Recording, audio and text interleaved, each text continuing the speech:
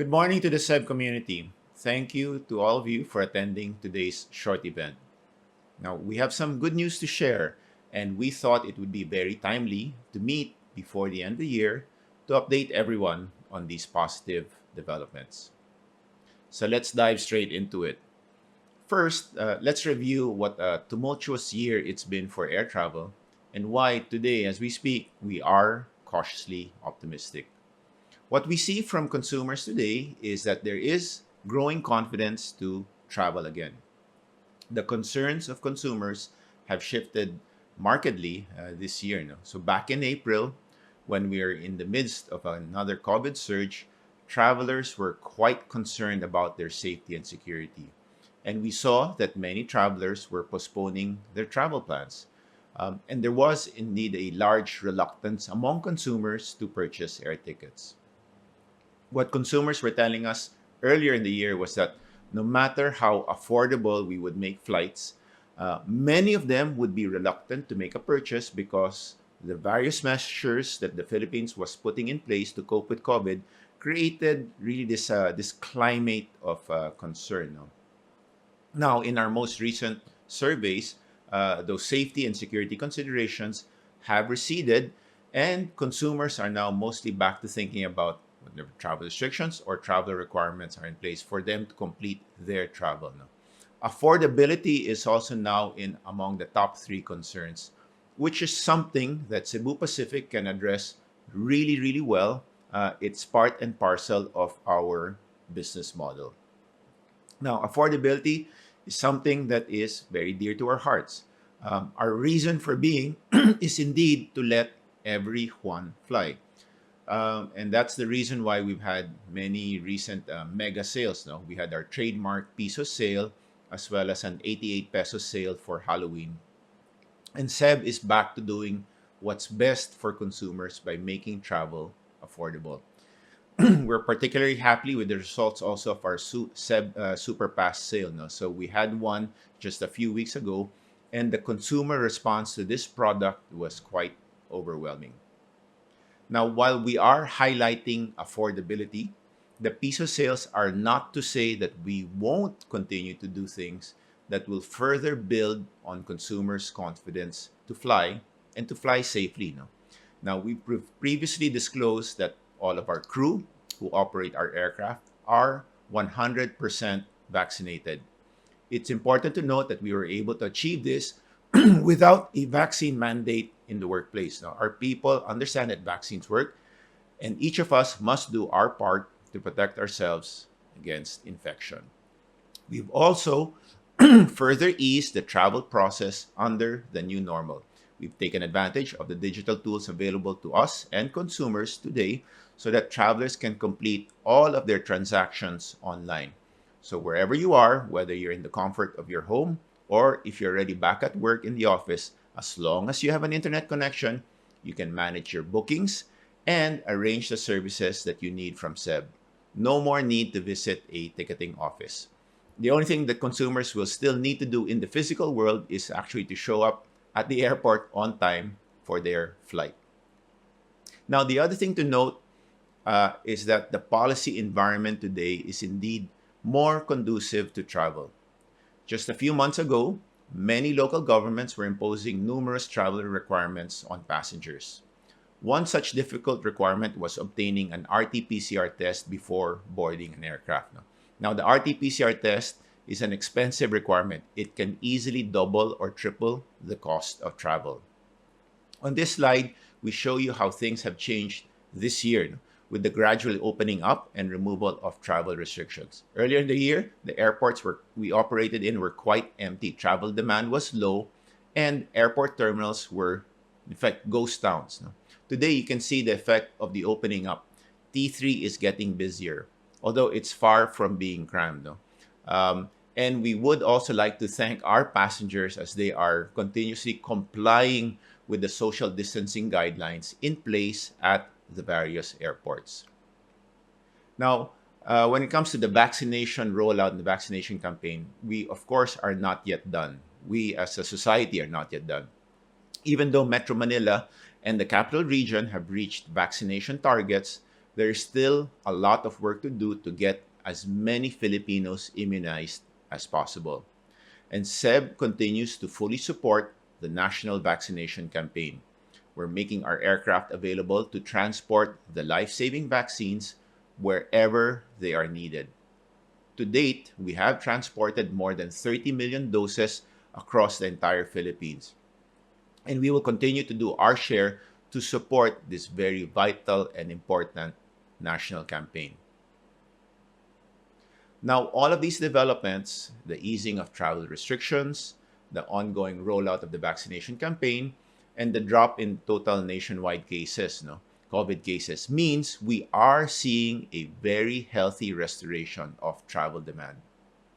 For December alone, we have scheduled flights that will bring us to about 60% of the capacity that we had in place prior to the pandemic.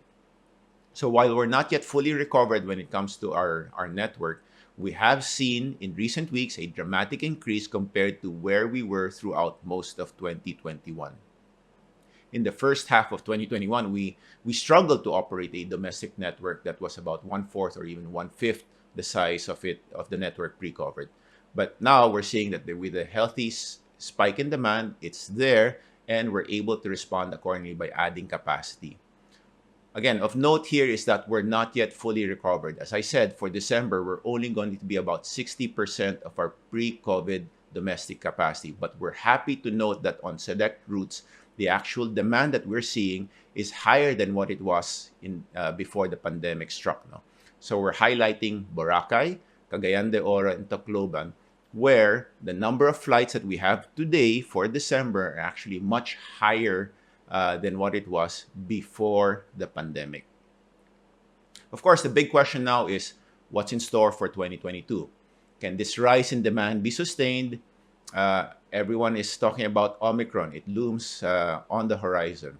Naturally, we're still quite cautiously optimistic about prospects for 2022.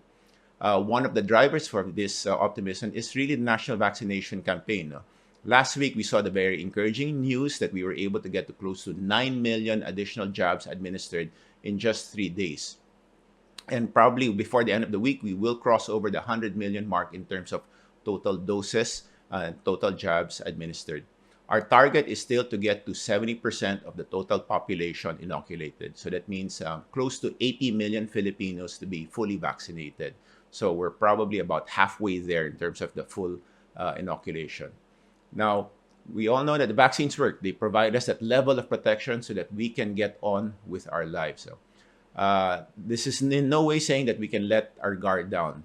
Even if majority of us are fully vaccinated, we expect that we will continue to have to wear masks so that we further reduce the risk of transmitting the disease. The A330 Neo is the first of its kind in our fleet. Its arrival means that our fleet size expands ever so slightly.